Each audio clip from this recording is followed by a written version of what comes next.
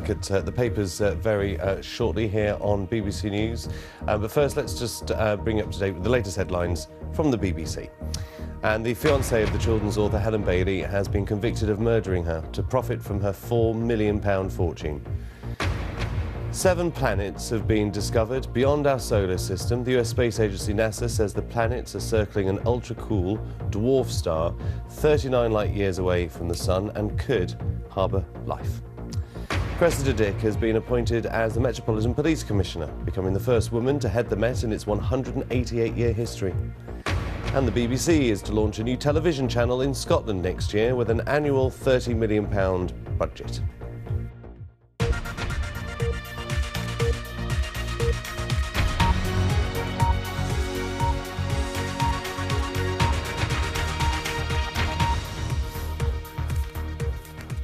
So, welcome to our look ahead to what the papers are bringing us tomorrow. Tonight, we're joined by the journalist Sean Dilley and associate editor at The Guardian, Hugh Meir. Good evening to you. Good evening, hi. Before we hear more from them, let's have a look at some of the front pages. The Daily Mail reports that RAF pilots have been secretly assassinating British jihadists plotting UK terror attacks from bases in Syria and Iraq.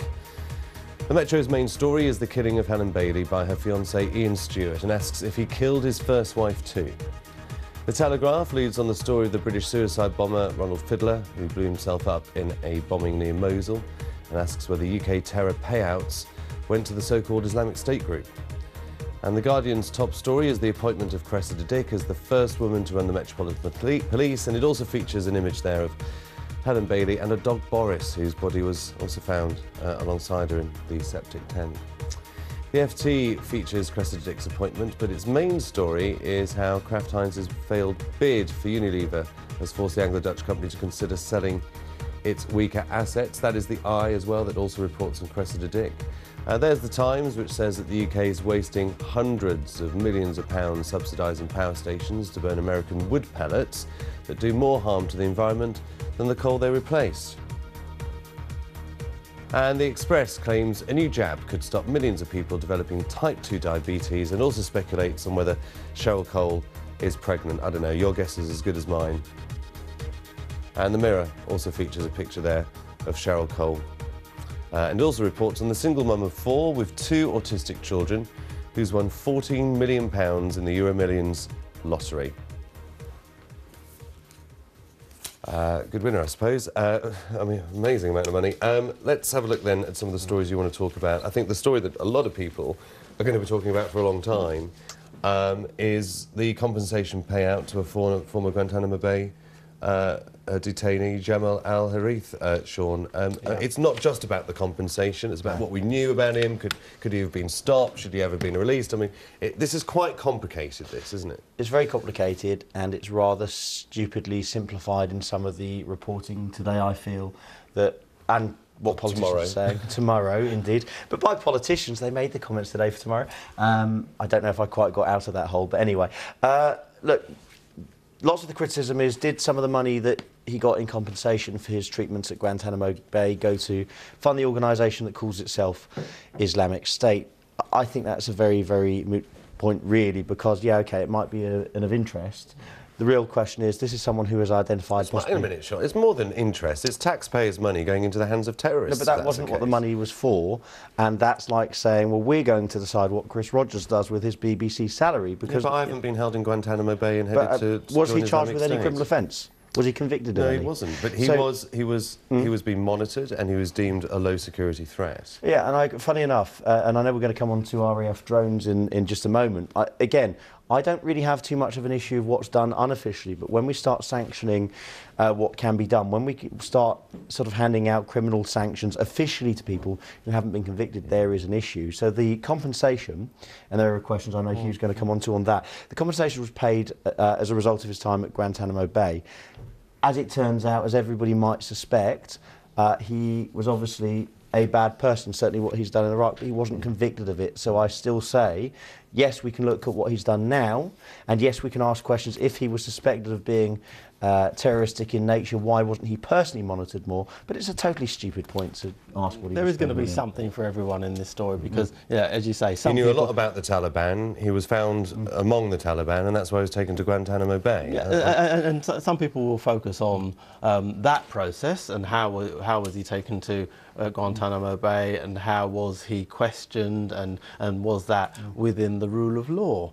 I think this payment actually was about whether or not that was within the rule of law. So you think the payment was compensation for his treatment, even though they still thought he was guilty, which is something that Jack Straw's confirmed today. Well, I don't think any of this is saying that anyone thought that he was completely innocent. I think that it was what we're told is that to prosecute him, they would have had to have revealed some of the mechanics of the intelligence operation, and no one wanted to do that. So rather than that, they paid that money, so the court action didn't go ahead. So as I said, I think there will be twin track concern because obviously some people are concerned about the money, and I'm not happy about $1 million. And there's been a lot of finger pointing and blaming. If we go to the Times, Tony Blair's been forced to come out fighting. Blair-supported jihadists released despite fears, is the headline in the Times. Forced. He's in the news a lot at the moment, we notice. Yeah, well, he was forced to be in the news today because he had to respond to what was being said about his Not the decision. compensation. No, he's mentioned in it because he was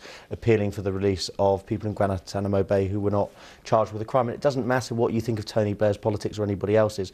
That's a matter of law. That's a matter of due process. That's an entirely separate matter to the notion that if someone is a threat to national security, then there are ways and means of dealing with it. You don't just hold someone when it's official without charge or trial. Of course, he said what he said today. He released a statement saying this was not money that was paid by my government. Actually, it was the Conservative Liberal coalition. But a lot of that was about the relationship that he has, or the bad relationship, the lack of relationship he has with the Daily Mail. But Tony Blair and Jack Straw basically saying that, you know, under international law, under human rights legislation, it wasn't the government lobbying for the release of Guantanamo Bay inmates, that they had to do that, even though they suspected of them. That's what they had to do under international law. Well, again, it was about due process, but the point Blair also so it doesn't matter who was in power. Well, no, it doesn't to that extent. Why are we throwing due process aside as if it's not a concern? I don't think individually here, but why are we as a country, why are we as people who believe in democracy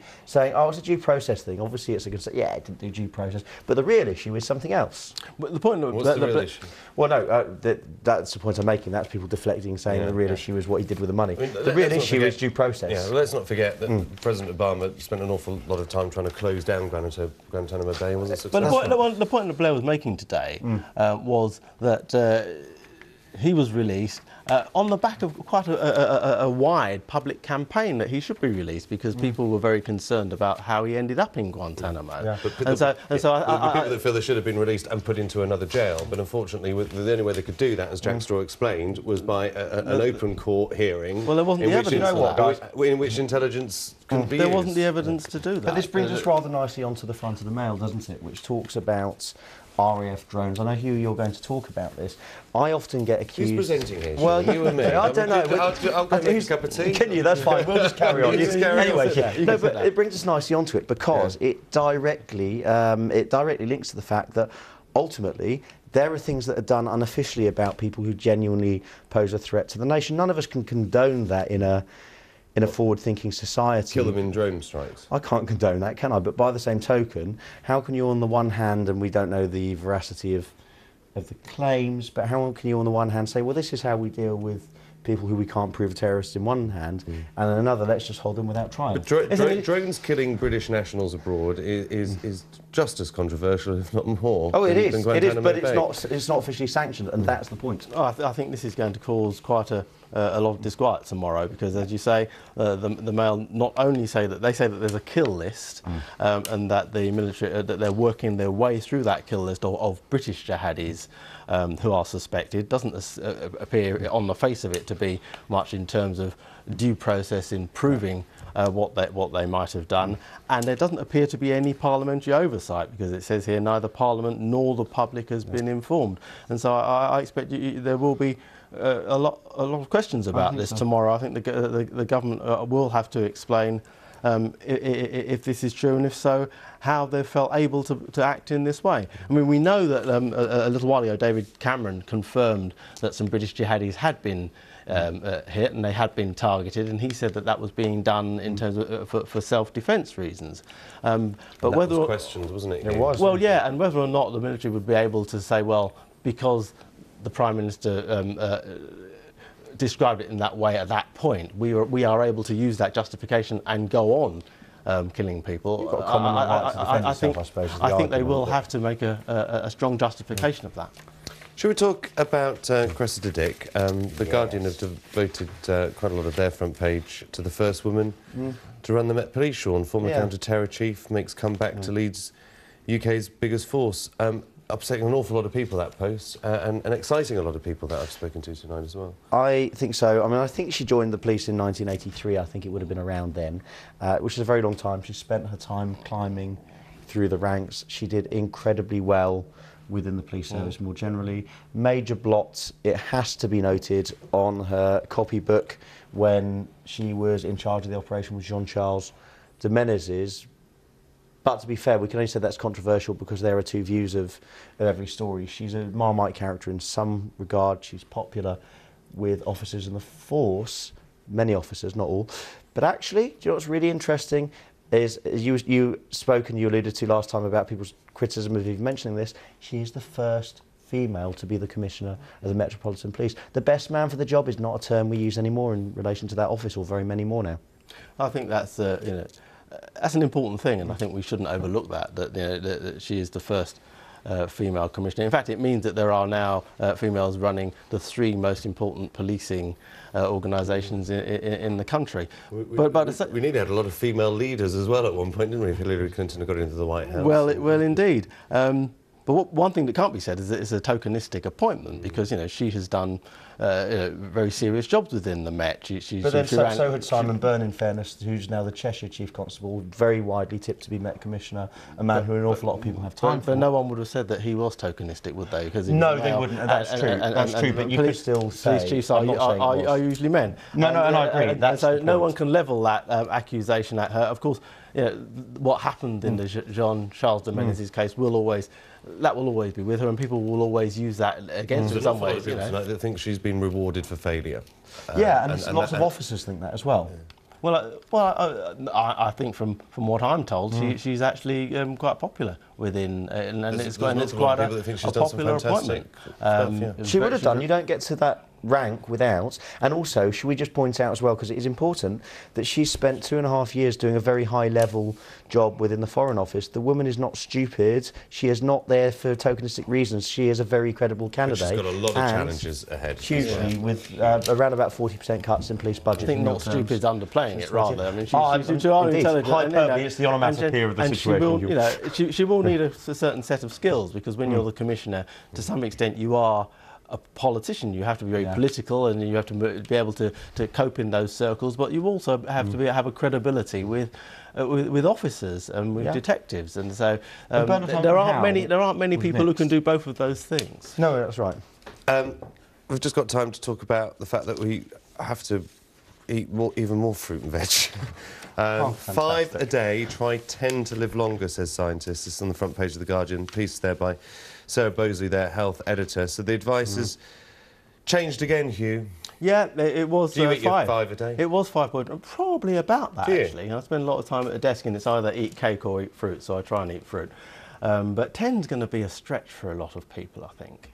It's also quite expensive, fruit and some veg. Well, I don't know. If you can find any veg in our supermarkets, go to an old greengrocers. I mean, seriously, you can pick, you can pick bags and stuff up for £1 or £2, literally. But to be fair, this is something I get suspicious of. 5 a day was, it turns out, just made up because they thought it's bound to be good for you. Well, it's been said here that if you eat 10, we could prevent 7.8 million premature deaths worldwide. Yeah, but so, you know what the secret is? What do you lose? You know what the secret is? Blender. Just put it all in. Yeah, I've got you've got the. I can't mention a certain brand. I know. A certain brand. I can't mention on the BBC. But you just put it in and drink it, and it's a horrible colour. It's not good for you then. You get too much sugar. You're still getting your 10 a day.